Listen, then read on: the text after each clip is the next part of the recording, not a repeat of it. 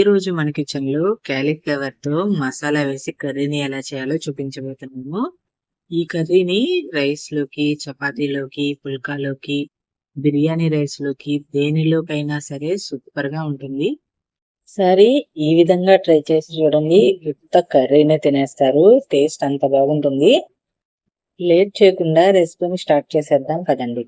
ముందుగా ఒక బౌల్లోకి వాటర్ ని తీసుకొని కొద్దిగా పసుపు, కొద్దిగా ఉప్పు వేసి వాటర్ ని మరిగించుకోవాలి. మనం ఎంతైతే క్యాలీఫ్లవర్ ని తీసుకుంటామో క్యాలీఫ్లవర్ మునిగేంత వరకు వాటర్ ని తీసుకుంటే సరిపోతుంది. ఇప్పుడు ఒక పెద్ద క్యాలీఫ్లవర్ ని ఇలా ముక్కలుగా కట్ చేసుకొని శుభ్రంగా కడిగి తీసుకోవాలి.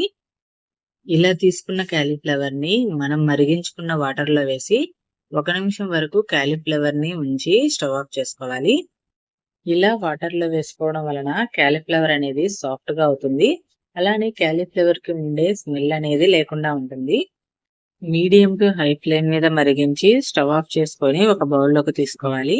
మరీ ఎక్కువసేపు ఉంచితే క్యాలీఫ్లవర్ అనేది సాఫ్ట్ గా అయిపోయి చిదురుగా అవుతుందండి. సో 1 నిమిషం వరకు ఉంచి బౌల్లోకి తీసుకుంటే సరిపోతుంది. చూడండి, ఇలా పర్ఫెక్ట్ గా ఉండాలి. ఈ స్టేజ్ వరకు ఉడికించుకుంటే సరిపోతుంది. క్యాలీఫ్లవర్ ని ఇలా చూపించిన విధంగా పెద్ద సైజు ముక్కలుగా కట్ చేసి తీసుకుంటే తినేటప్పుడు వీలుగా ఉంటుంది. మరీ చిన్నగా కట్ చేసి తీసుకుంటే మనం ఉడికించి కర్రీ చేసుకున్న తర్వాత చాలా చిన్న పీసెస్ గా అవుతాయి. సో ఇలా వీలైనంత పెద్దగా కట్ చేసుకొని ఉడికించుకుంటే సరిపోతుంది. క్యాలీఫ్లవర్ కొద్దిగా చల్లారిన తర్వాత స్టవ్ ఆన్ చేసి ప్యాన్ పెట్టుకొని 5 స్పూన్ల వరకు ఆయిల్ ని వేసుకోవాలి. మనం చేసుకున్న కర్రీకి కొద్దిగా ఆయిల్ ఎక్కువగానే పడుతుందండి. సో 5 స్పూన్ల వరకు ఆయిల్ ని వేసుకొని కొద్దిగా పసుపు, 1/2 స్పూన్ వరకు కారాన్ని వేసుకోవాలి. ఈ స్టేజ్ లో పసుపు, కారాన్ని వేసుకోవడం వలన క్యాలీఫ్లవర్ కి టేస్ట్ మరింత పెరుగుతుంది. ఇలా పసుపు, కారాన్ని వేసుకున్న తర్వాత మనం ఉడికించుకున్న క్యాలీఫ్లవర్ ని వేసుకొని అంతా ఒకసారి మిక్స్ చేసుకోవాలి. పసుపు, కారం అంతా క్యాలీఫ్లవర్ కి పట్టేలాగా మిక్స్ చేసుకున్న తర్వాత స్లో టు మీడియం ఫ్లేమ్ మీద క్యాలీఫ్లవర్ ని ఫ్రై చేసుకోవాలి. ఈలోపు మసాలాని ప్రిపేర్ చేసుకుందాము. 3 అంగుళాల వరకు అల్లాన్ని ఇలా చూపించిన విధంగా కట్ చేసి వేసుకోవాలి. అలానే ఒక వెల్లుల్లిపాయ, 1 అంగుళం వరకు ఎండు కొబ్బరిని చిన్న చిన్న ముక్కలుగా కట్ చేసి వేసుకోవాలి. కొద్దిగా వాటర్ ని వేసుకొని బరకగా గ్రైండ్ చేసుకోవాలి. అల్లం వెల్లుల్లి పేస్ట్ ఉంటే 1 స్పూన్ వరకు అల్లం వెల్లుల్లి పేస్ట్ ని యాడ్ చేసుకొని ఇలా బరకగా గ్రైండ్ చేసుకోవాలి. 2 మీడియం సైజు ఉల్లిపాయలని ఇలా చిన్న చిన్న ముక్కలుగా కట్ చేసి తీసుకోవాలి. ఇప్పుడు వీటిని మిక్సీ జార్లోకి వేసుకొని ఫైన్ గా గ్రైండ్ చేసుకున్నాము. చూడండి, ఈ విధంగా ఫైన్ గా గ్రైండ్ చేసుకొని తీసుకోవాలి. ఒక పెద్ద సైజు టమాటాని ఇలా పెద్ద పెద్ద ముక్కలుగా కట్ చేసుకొని మిక్సీ జార్లోకి వేసుకోవాలి. అలానే 1 స్పూన్ వరకు కారాన్ని వేసుకోవాలి. స్పైసీగా తినేవారు మరొక 1/2 స్పూన్ వరకు కారాన్ని యాడ్ చేసుకోవచ్చు. ధనియాల పొడి 1 స్పూను, గరం మసాలా 1/2 స్పూన్ వరకు వేసుకొని మసాలాకి సరిపడినంత ఉప్పును వేసుకొని వీలైనంత ఫైన్ గా గ్రైండ్ చేసుకోవాలి. దీనికి వాటర్ అవసరం లేదండి. ఆనియన్ లో ఉన్న వాటరు, టమాటాలో ఉన్న వాటర్ సరిపోతుంది. ఇప్పుడు క్యాలీఫ్లవర్ ఫ్రై అయిందో లేదో చూద్దాము. చూడండి, ఇలా పర్ఫెక్ట్ గా ఫ్రై చేసుకోవాలి. ఆయిల్ అనేది కొద్దిగా బయటకు వచ్చేంత వరకు ఫ్రై చేసుకుంటే సరిపోతుంది. దీనిని ఒక బౌల్లోకి తీసుకుందాము. క్యాలీఫ్లవర్ ని ఇలా పసుపు, కారం వేసి ఆయిల్లో స్లో టు మీడియం ఫ్లేమ్ మీద ఫ్రై చేసుకుంటే క్యాలీఫ్లవర్ అనేది చాలా టేస్టీగా ఉంటుంది.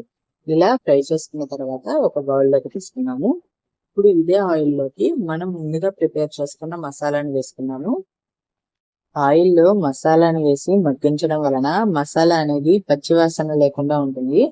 ఇలా మసాలాను వేసుకున్న తర్వాత అంతా ఒకసారి మిక్స్ చేసుకొని మూత పెట్టి స్లో టు మీడియం ఫ్లేమ్ మీద ఆయిల్ పైకి వచ్చేంత వరకు కుక్ చేసుకోవాలి. స్లో టు మీడియం ఫ్లేమ్ మీద పచ్చివాసన పోయేంత వరకు మగ్గించుకోవాలి. ఇలా పచ్చివాసన పోయేంత వరకు మగ్గించుకుంటే సరిపోతుంది. ఇప్పుడు మసాలాని అంతా ఒకసారి మిక్స్ చేసుకున్నాము. ఇలా అంతా ఒకసారి కలుపుకున్న తర్వాత దీనిలోకి వేడి నీటిని వేసుకోవాలి. వేడి నీళ్లు అవైలబుల్ గా లేని వారు నార్మల్ వాటర్ ని కూడా వేసుకోవచ్చు. ఇలా వాటర్ ని వేసుకున్న తర్వాత మసాలా అంతా వాటర్ కి పట్టేలాగా మిక్స్ చేసుకోవాలి. ఇలా మసాలా అంతా వాటర్ కి పట్టేలాగా మిక్స్ చేసుకున్న తర్వాత మనం ముందుగా ఫ్రై చేసుకున్న క్యాలీఫ్లవర్ ని వేసుకోవాలి. మనం చేసుకుంటున్న కర్రీ అనేది ఎంత చిక్కగా ఉండాలో అంతవరకు వాటర్ వేసుకొని క్యాలీఫ్లవర్ వేసుకుంటే సరిపోతుంది. ఇలా క్యాలీఫ్లవర్ వేసుకున్న తర్వాత ఒక రెబ్బ వరకు చింతపండును వేసుకోవాలి. ఇది ఆప్షనల్ అండి. కొద్దిగా ట్యాంగినెస్ ఉండడానికి ఇలా చింతపండును వేసుకున్నాను. పులుపుని ఇష్టపడిన వారు చింతపండుని స్కిప్ చేసేయచ్చు. ఇలా మూత పెట్టుకొని స్లో టు మీడియం ఫ్లేమ్ మీద ఆయిల్ పైకి వచ్చేంత వరకు కుక్ చేసుకోవాలి. స్లో టు మీడియం ఫ్లేమ్ మీద కుక్ చేసుకుంటే క్యాలీఫ్లవర్ అనేది చిక్కటి గ్రేవీతో ఆయిల్ అంతా బయటికి వచ్చి పర్ఫెక్ట్ గా కుక్ అవుతుంది. ఆయిల్ అనేది పైకి వచ్చేంత వరకు కుక్ చేసుకున్న తర్వాత ఫైనల్ గా క్యాలీఫ్లవర్ అంతా ఒకసారి మిక్స్ చేసుకుంటే సరిపోతుంది. మరి మీరు కూడా ఈ రెసిపీని ట్రై చేస్తారు కదా? ట్రై చేసి ఎలా వచ్చిందో నాకు కామెంట్ చేయండి.